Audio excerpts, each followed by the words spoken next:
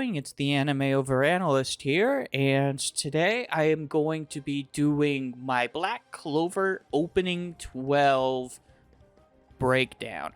So, if you're new to this series, basically I break down each opening and talk about some of the hidden messages, some of the hidden meanings in each song, in each opening, and show how some of them foreshadows future events, as well as, give my personal opinions on each of them.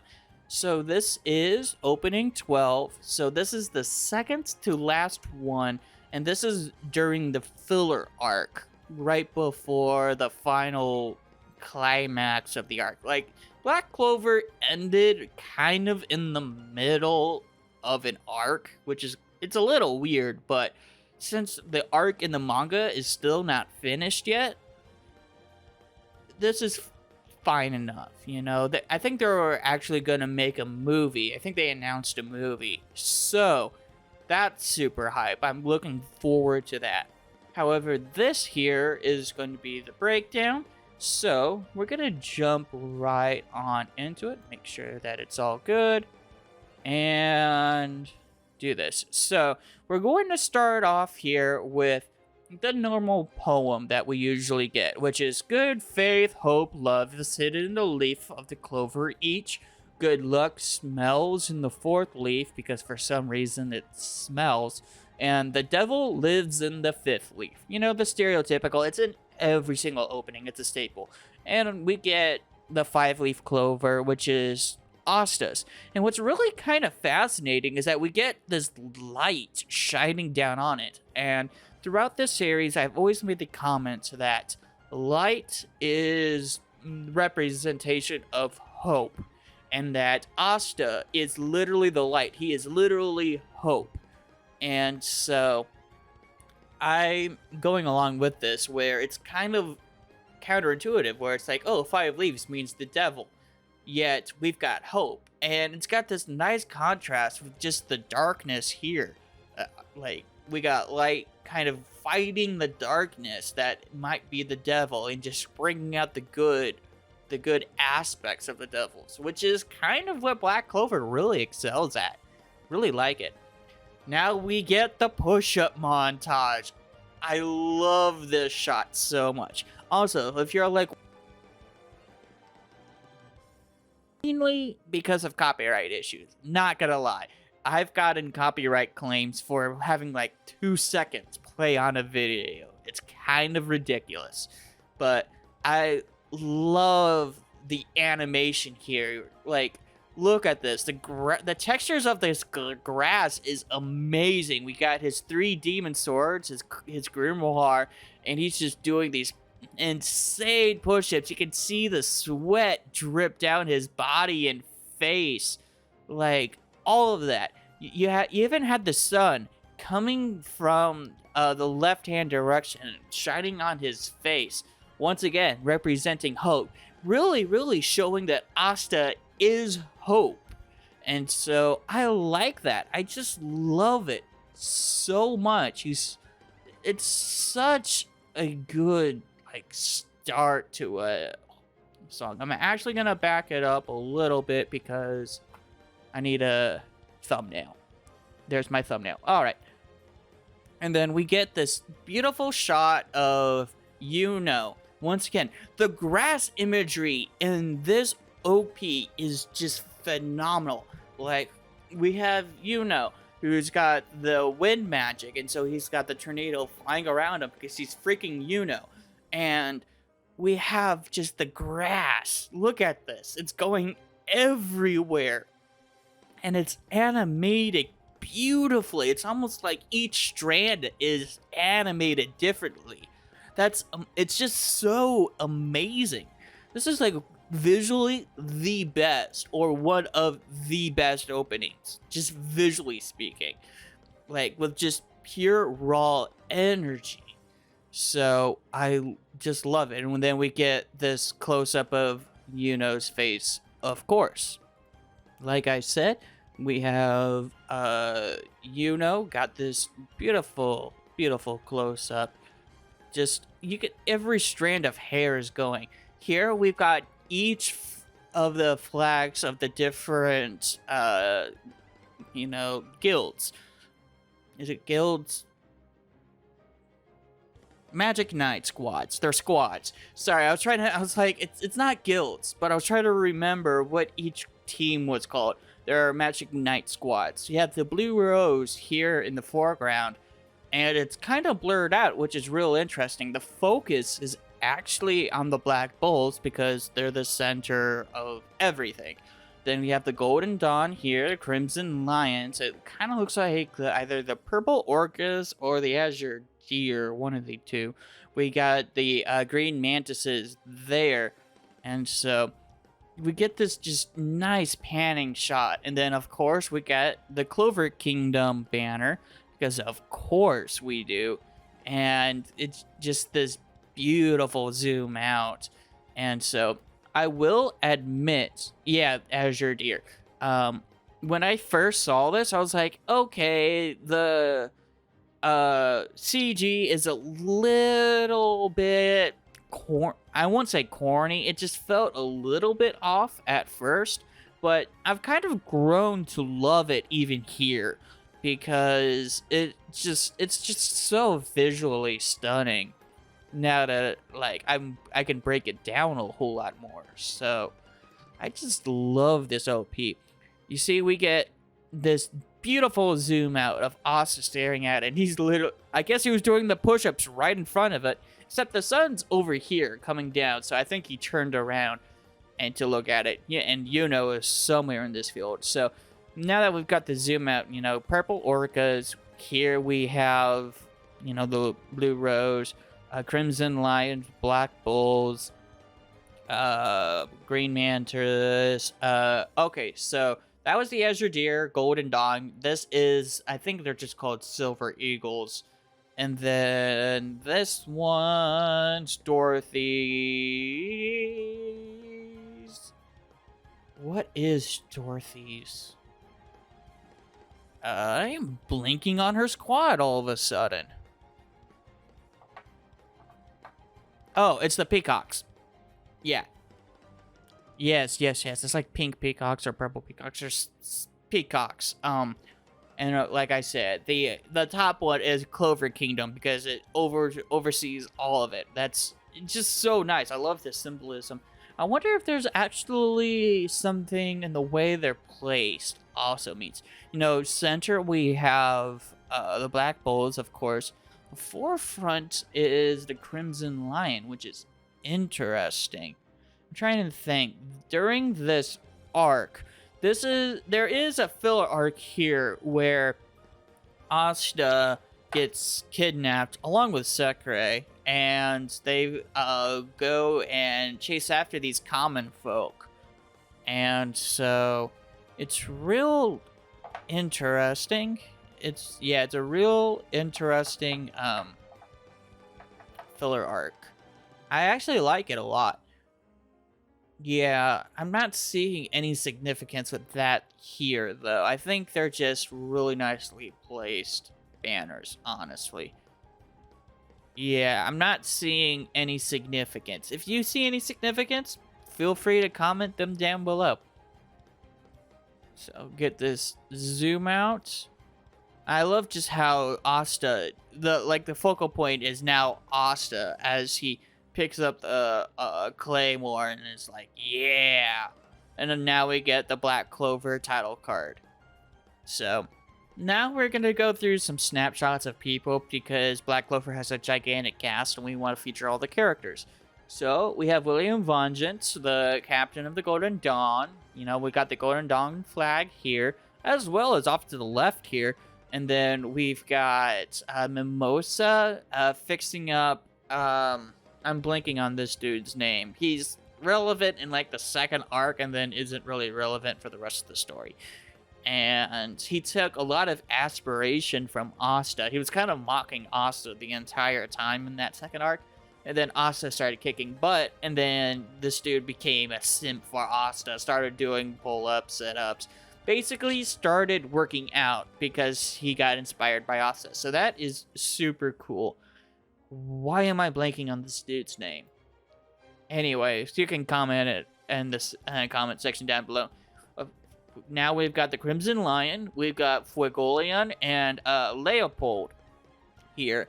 And, you know, Fuegoleon is the captain of the Crimson Dawn. I'm surprised that Mario Leona isn't here, because she's also a huge influence in Crimson Lions. We've got Nozel Silva and his younger brother, Nozel.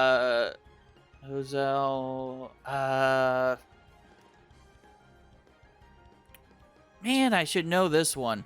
I should know the little brother's name, because I keep getting these two guys' names mixed up in my earlier videos. And now I'm blanking on his name, but he's the jerk that was constantly taunting Noelle for no reason at all. And that always kind of bothered me, to be honest, because we have Nozel, who had a reason to be kind of abusive towards Noelle, even though it was kind of twisted. His own reasoning was like he just wanted to protect her. This dude just made fun of her just to make fun of her. So, yeah. Solid. It's solid. There we go. I knew I remembered that one at some point. So, had those two. Then we have Charlotte from the Blue Rose, and this is Soul in the background with her golem, because she has the earth magic. And I admit that at first I thought Mimosa's cousin's name was Soul, and the reason why I thought that was of an earlier breakdown. I think I even mentioned it in that one. I think it was 6, either 6 or 8. And there's a frame where Mimosa's looking around at the Golden Dawn, and then all of a sudden everyone goes in shadow except her, and there's a spotlight, and I thought the spotlight was going to represent Soul, her cousin, and it turns out that was not the case. However, everyone in shadow turned out to be an elf except her. So there was a reason there was a spotlight shined on her, and I think I mentioned that in that video. And so that's just a nice little callback to my previous videos. So definitely check those out.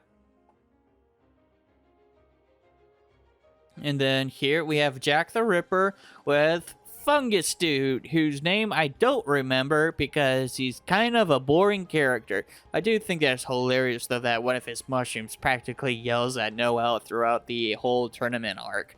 That one was pretty funny. We've got Dorothy, who is the captain of the Coral Peacocks. It's Coral Peacocks. You see, names are coming back since I've done one of these Black Clover reviews, so it's coming back to me slowly but surely. And here's Virsh, Mimosa's cousin, which is actually kind of interesting. Mimosa ended up in Golden Dawn, and Virsh ended up in Coral Peacocks. I mean, it fits him because he is so beautiful. Like, he is the best, of course. He's an interesting character. He's all right.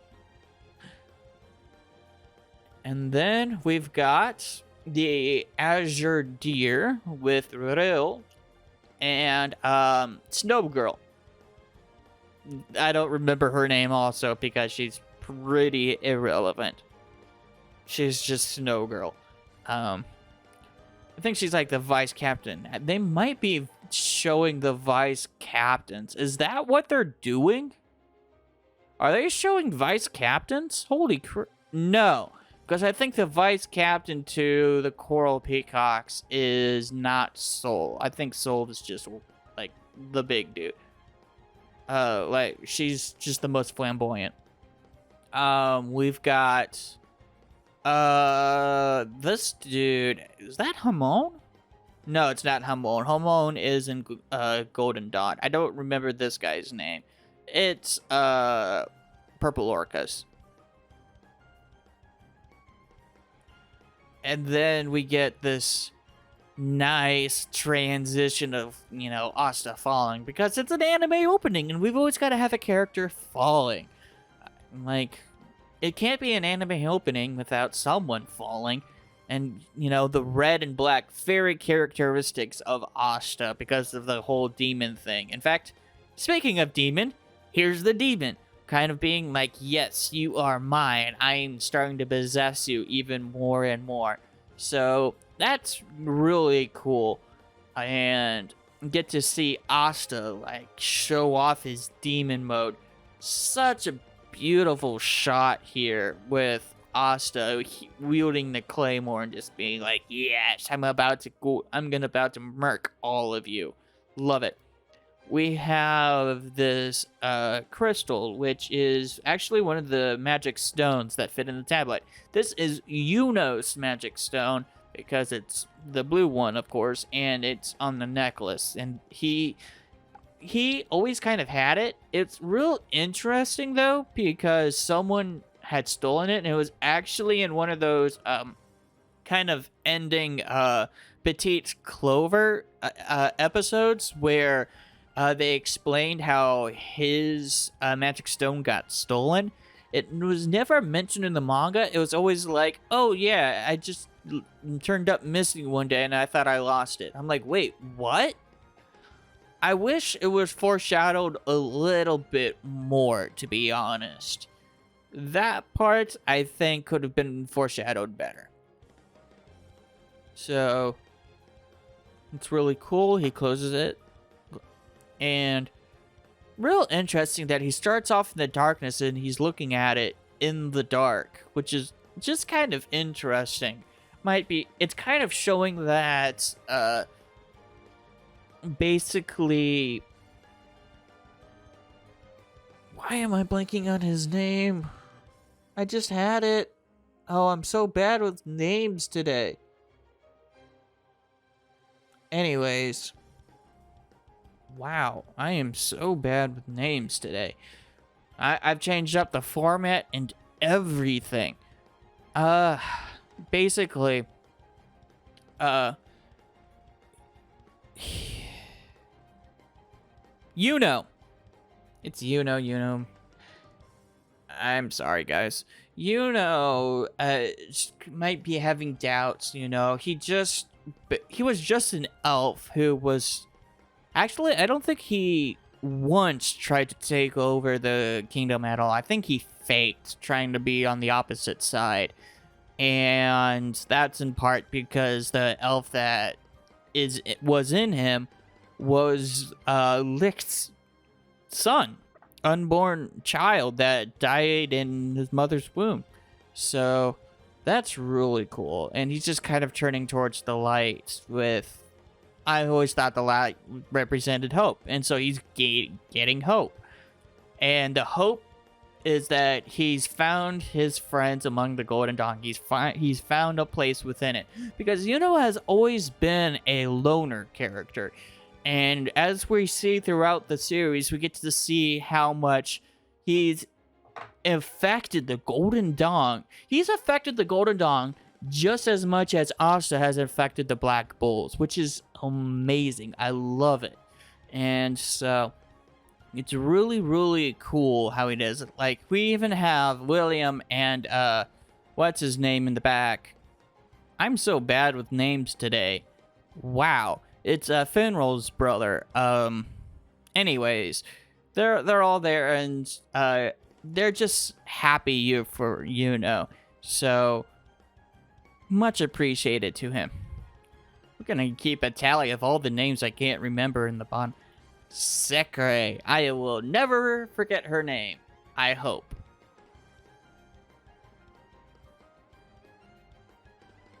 Sekre. And I like how she's holding her grimoire real tightly because she's always been isolated. She's always been alone. And I love how she's kind of in this library. Once again, light shining down on her. Like I said, light is such an important theme within all of these openings, with light representing hope. And Sekre like I said, has always been an alone character. Like, she had to live as Nero for hundreds of years before being finally turned back to normal. And so I love that, and just the whole depression that came along with it. Like, I feel like Black Clover could tackle these mental health issues so much more. It's like they're on the brink of it, and the openings in the EDs, especially the EDs, really delve into like the negative emotions that these characters deal with.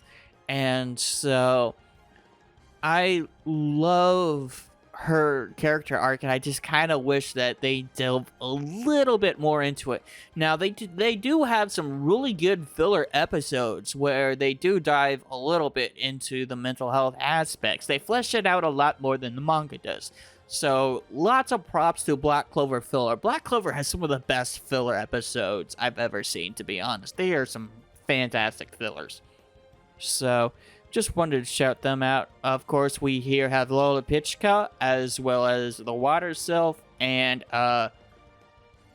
Lightning Dude. Lola Pichka, of course, being the queen of the Diamond Kingdom. We get this real interesting shot of these four captains plus Mira Leona. You know, we've got the whole lighting scheme, because Black Clover openings really love playing with the lighting scheme of flipping the contrasts. So it's really, really cool. And it's interesting that we have William dead center. Just an interesting layout. I don't think there's really any other purpose besides the fact that they just really wanted to like show this effect of like the light flickering back and forth, because it's just really cool. And so, you know, had Vengeance in the center of that one, we have, of course, Yami in the center of this one. So that's real cool. And maybe there's some foreshadowing there. Maybe. I don't know.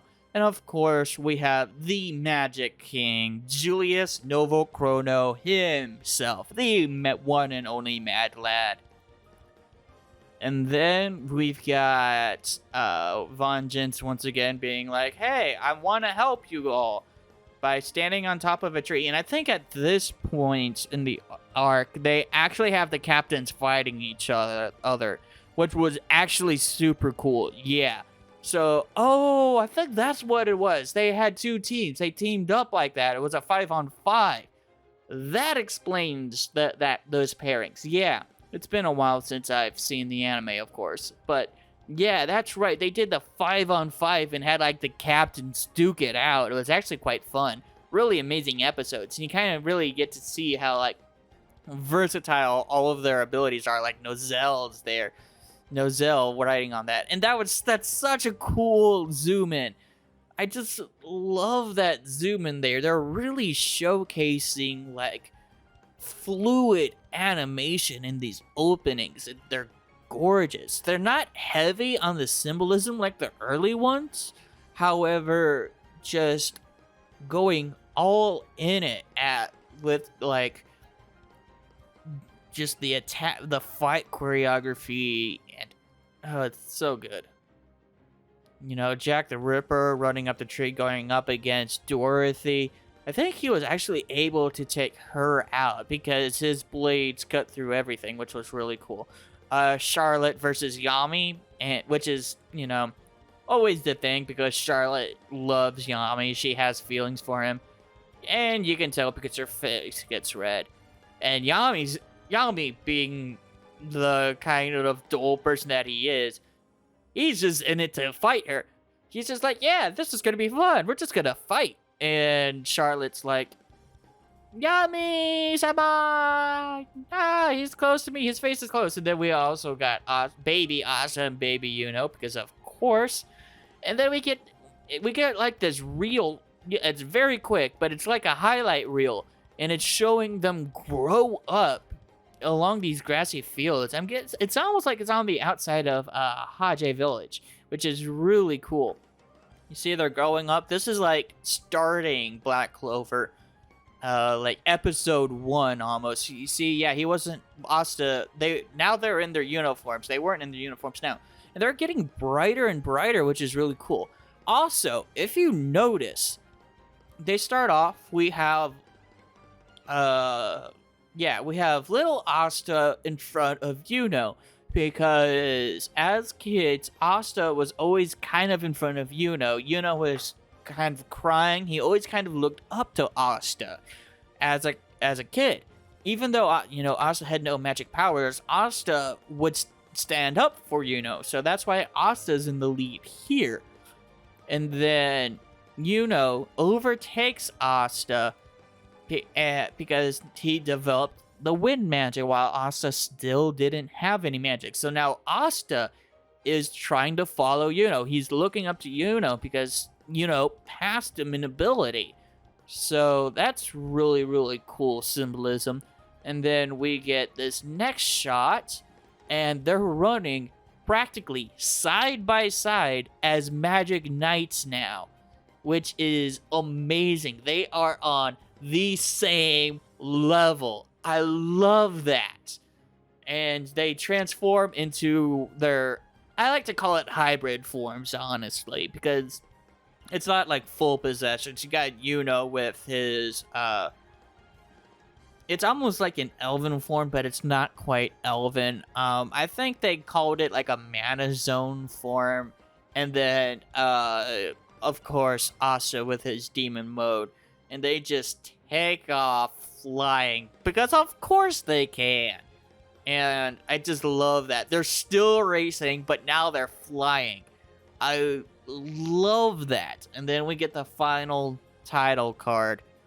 And bright light, because they're, like I said, they represent hope. And then we get, the page number. We get the intro. Une famille en or. I can't speak French. It looks like one family and something. Once again, the poem's on bottom, of course.